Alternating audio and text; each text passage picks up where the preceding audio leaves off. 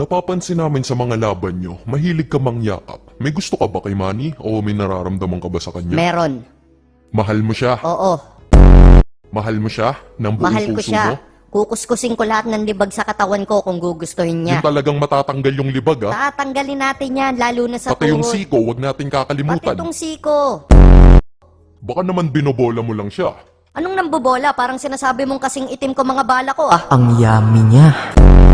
Easy lang, kaya ka nasusunog. Palagi ka kasing hot eh. Sorry. Huwag kang ganun. Gusto mo hurt ko feelings mo? Wag. Sensya na, na-excite lang. Alam mo naman tayo mga nagmamahal eh. Minsan nagagalit. Titi nga nagagalit eh. Tao pa kaya? Okay lang, mukha ka naman titi ng ite. Is that right, Sir Manny? Okay. Eto tanong ko sa'yo, mahal mo din ba siya? I'm sorry but I don't understand Tagalog. You should be speaking dollar format. I love you so much, Manny. I will do anything. Anything, just give me the chance. You're like the darkest part of my skin. Well, I don't like him because he's too dark. He's like a shit. Bullshit. Ayaw niya raw sa tae. Ang sakit nun, Dre. Ay, bahala siya.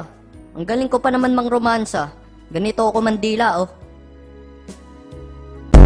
Ganon. Tsaka dati akong DJ, ganito. Tsaka hindi yan manhid si Manny, nagpapakipot lang yan. Tingnan mo, kikiligin yan, oh. I love you. Yee! Kita mo? Sabi ko sa'yo, tatablang ka sa akin eh. Coco Martin to. Black version nga lang. Well, I'm gonna talk now. Go on. First of all, I'm not gay. I'm a man. And man like women. And I have a wife. Not wife on the table, but wife, girl, women. You know, with boobs in the pipi.